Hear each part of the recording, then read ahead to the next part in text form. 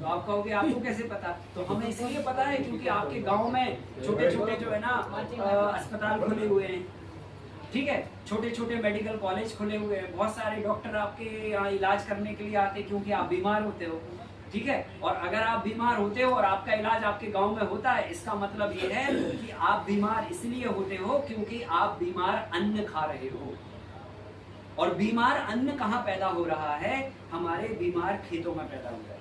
अगर खेत बीमार है तो फसल बीमार होगी, फसल बीमार है तो 100% इंसान बीमार होगा, क्योंकि आपका इनडायरेक्टली कनेक्शन सीधा मिट्टी से। जिस दिन मिट्टी स्वस्थ होगी उस दिन आप भी महाराणा प्रताप जैसे स्वस्थ और बलशाली रहेंगे। बात आ रहा ना समझ? ठीक है, मिट्टी से ही कनेक्शन है हमारा पानी से कनेक्शन है, क्योंकि आपकी मैन्युफैक्चरिंग ही 5 चीजों से मिला के हुई है। तो आपका जब रॉ मटेरियल दूषित हो गया तो आपका दूषित होना 100% सत्य है, इसमें कोई भी रॉकेट साइंस नहीं है। मिट्टी बीमार है इसलिए तो हम बीमार है, हमारा ऊर्जा तत्व बीमार है इसलिए एनर्जी नहीं है, हमारा जल तत्व बीमार है इसलिए हमारे अंदर वो पानी नहीं है, हमारे अंदर वायु तत्व वायु बीमार है, दूषित है वायु, तो इसलिए हमारे वो शरीर के अंदर वो विरक्ति आ गई है। तो कुल मिला के जब ये 5 तत्वों की मैन्युफैक्चरिंग हमारी जिससे हुई है वो बीमार होंगे तो आपका बीमार होना तय है। तो पहले उनको ठीक करना, ये 5 चीजों को। और ये मनुष्य ने बिगाड़ा है तो मनुष्य ही ठीक करेगा, ऊपर वाला नहीं आएगा ये रिपेयर करने। वो तो कहेगा कि तुम्हें ये दे दिया, तुम्हें जो करना करो, फिर हिसाब हम ऊपर आके ले लेंगे, ठीक है। तो हमें क्या करना है? मिट्टी को स्वस्थ बनाना। और ये बीमार इसलिए क्योंकि आप बीमार हो। तो बीमार मिट्टी को स्वस्थ बनाने के लिए क्या करना? पहले मिट्टी की बीमारी पता करना पड़ेगा आपको, मिट्टी का पीएच निकालना। ये बहुत बड़ा टॉपिक है, पर आपको मिट्टी को स्वस्थ बनाना पहला क्या है। दूसरा विषय है इसमें, मिट्टी को संतुलित और संपूर्ण आहार देना। मिट्टी को संतुलित और संपूर्ण आहार देना, ये बहुत बड़ा काम है। आप भटकना नहीं, कोई भी हम खेती की विधियों को इस्तेमाल करें, पर ये मूल तत्व को कभी नहीं भूलना।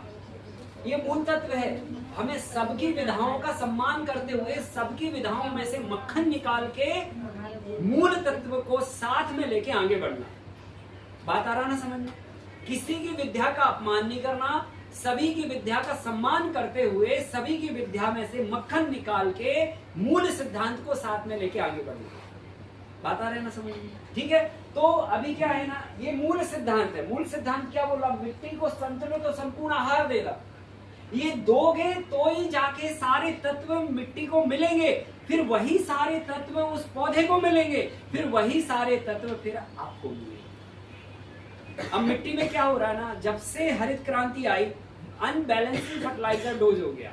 हम डीएपी और यूरिया पर फोकस कर लिए, पौधे को फास्फोरस मिल रहा है, नाइट्रोजन मिल रही है, कुछ मात्रा में पोटाशियम मिल रहा, मैग्नीशियम मिट्टी का गायब हो गया, कैल्शियम मिट्टी का गायब हो गया, आयरन मिट्टी का गायब हो गया। तो क्या हो रहा, वो पौधों में डिफिशियंसी आती है। फिर उसको लेकर हम बाजार जाते, बाजार वाले को पता ही नहीं है कि ये आयरन की कमी है। वो कहता पत्ती मुड़ रही है तो ये दवा डाल दो, खत्म खेत। और जब तक हम दवा डालते तब तक फसल की उम्र खत्म हो जाती है। हमें लगता है कि ये दवा डालने से ठीक हो गया होगा।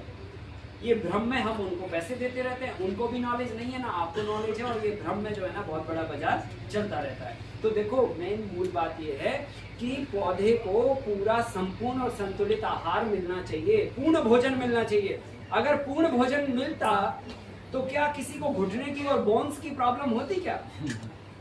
ये हमारे खाने में ही तो कमी आ रही है, तभी तो जाके हड्डियों की बीमारियां बढ़ती चली जा रही हैं। आप देखिए, हड्डियों के अस्पताल लगातार बढ़ते चले जा रहे हैं। अलग से पहले अस्पताल खुले, फिर हड्डियों का अलग, आंखों का अलग, हृदय का अलग, कैंसर का अलग। अब उसके अंदर भी जाके फिर बोले ये ब्लड कैंसर का होगा, ये वाले कैंसर का होगा। तो हम अंदर चले ही जा रहे, चले ही जा रहे, चले ही जा रहे। ये क्या खेल खेल रहे हैं?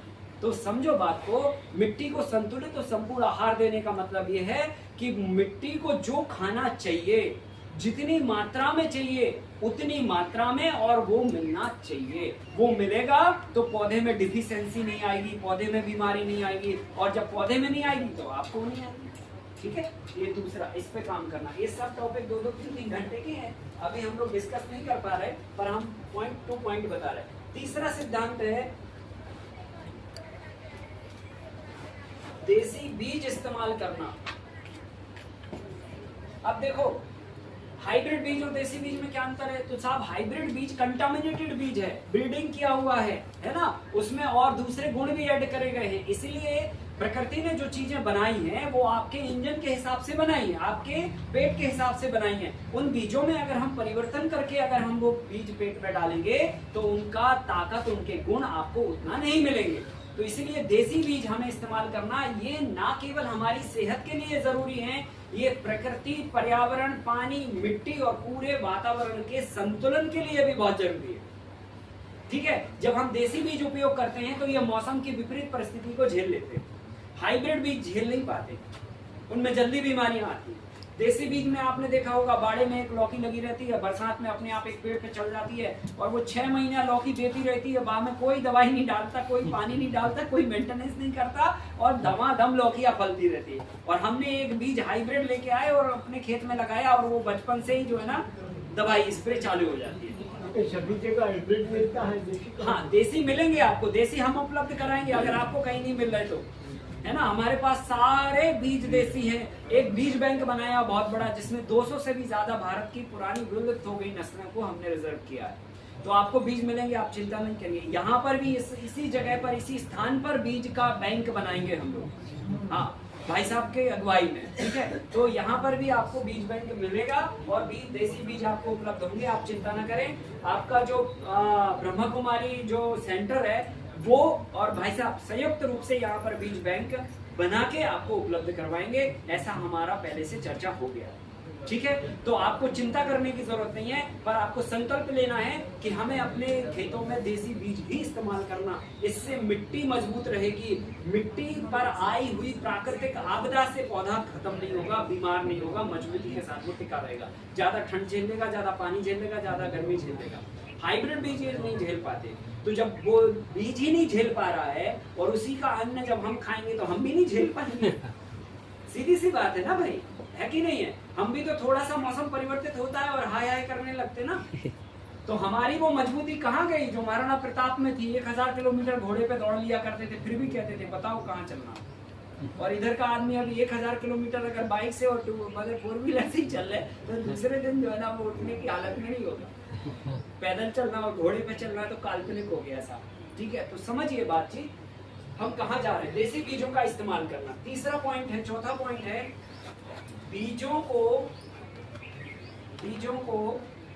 सन थेरेपी और उपचार करना। पता है ये बहुत बड़ा विज्ञान है जो हमने कहीं पीछे छोड़ दिया। हम बीजों को धूप नहीं दिखाते।